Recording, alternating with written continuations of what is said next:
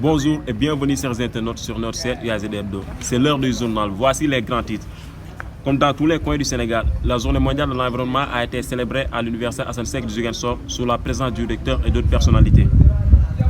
Attendue depuis presque des semaines, l'élection présidentielle de l'UFR-ST est finalement organisée et l'heureux vainqueur de cette élection est M. Ibrahima Ka. Le dépôt des bourses sociales à l'université Assane Seck de Ziguinchor a démarré ce lundi 7 juin au niveau de la DSE en collaboration avec la commission sociale. Le club volleyball de l'université Assane Seck de Ziguinchor a perdu ses 2 matchs contre Tamba et Kolda.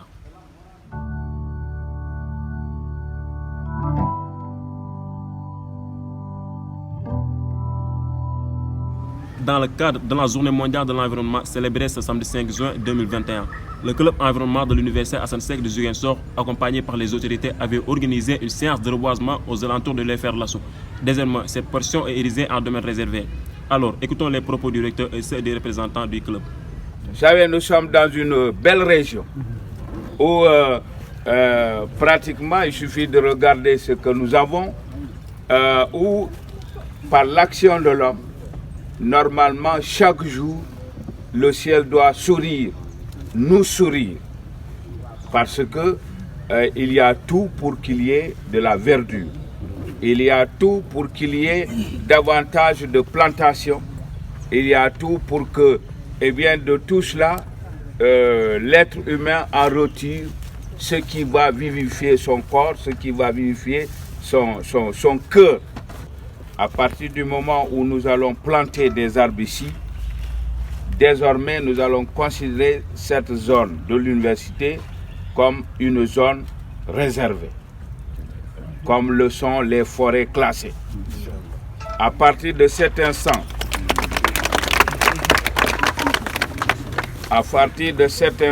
il faut considérer que quiconque retire un seul plan de ce qu'on aura planté a failli au devoir que nous incombe la protection de la nature. Parce qu'il est un devoir de protéger la nature, il est un devoir d'assurer la protection de la biodiversité.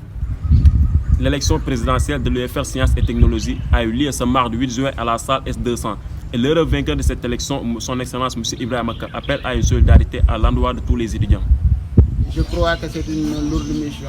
J'espère que ce n'est pas le moment de célébrer ou quoi que ce soit, mais c'est le moment de remobiliser les troupes parce que moi j'ai dû toutes les forces vives de cette université afin qu'on puisse travailler ensemble, main dans la main, pour la réussite de cette université. Parce que ce qui nous importe aujourd'hui, c'est la bonne marche de cette université-là. De ce fait, j'appelle tout le monde à cette union sacrée autour des problèmes qui gangrènent la bonne marche de notre université. Appelez aussi les étudiants à nous soutenir parce que c'est eux le moteur qui va nous permettre d'aller loin. Parce que si on n'a pas ce soutien-là, nos camarades ou l'administrateur ne va pas nous respecter. J'appelle aussi les délégués à être de bons exemples afin que cette confiance leur soit accordée par leurs camarades étudiants. Le dépôt des bourses sociales à l'université Assane Seck de Ziguinchor a démarré ce lundi 7 juin 2021 au niveau de la DSE en collaboration avec la commission sociale. Alors, écoutons les propos du représentant de cette commission, M. Dibigué. Actuellement, on est au niveau de la DSE pour aider les étudiants à s'inscrire pour leur bourse d'aide sociale. La commission sociale avait fait sortir un communiqué pour informer les étudiants des démarches à faire et des documents à fournir pour s'inscrire. Mais tellement d'étudiants ont été dans l'incompréhension du communiqué. De ce fait, la commission sociale continue aussi à accompagner les étudiants et à expliquer, à être leur porte-parole, mais aussi le panel d'information pour les étudiants. Mais on s'est rendu compte que la date limite, the deadline, c'était le dimanche passé. Mais actuellement, on est mercredi. Mais les étudiants continuent aussi de venir parce que la majorité n'était pas informée.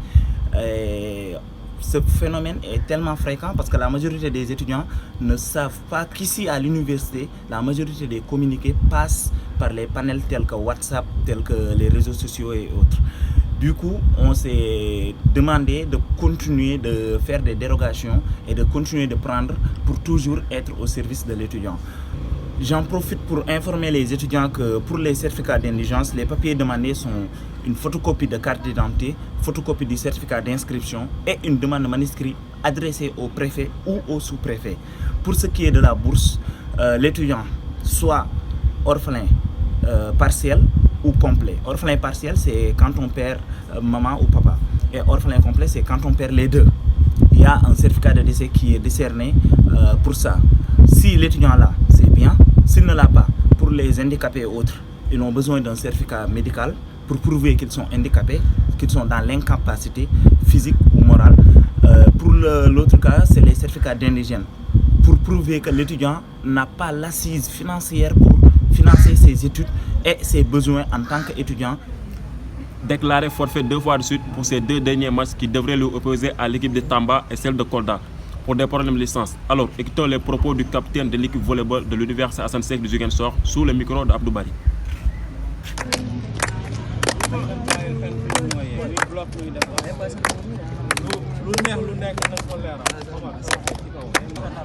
Par rapport au classement, si on comptabilise, parce qu'il reste un match d'abord pour les 2 équipes, l'équipe de Fuladu comme l'équipe de Tamba, ils vont s'affronter demain matin. Donc après le match, on verra. Mais actuellement, on est placé 3e.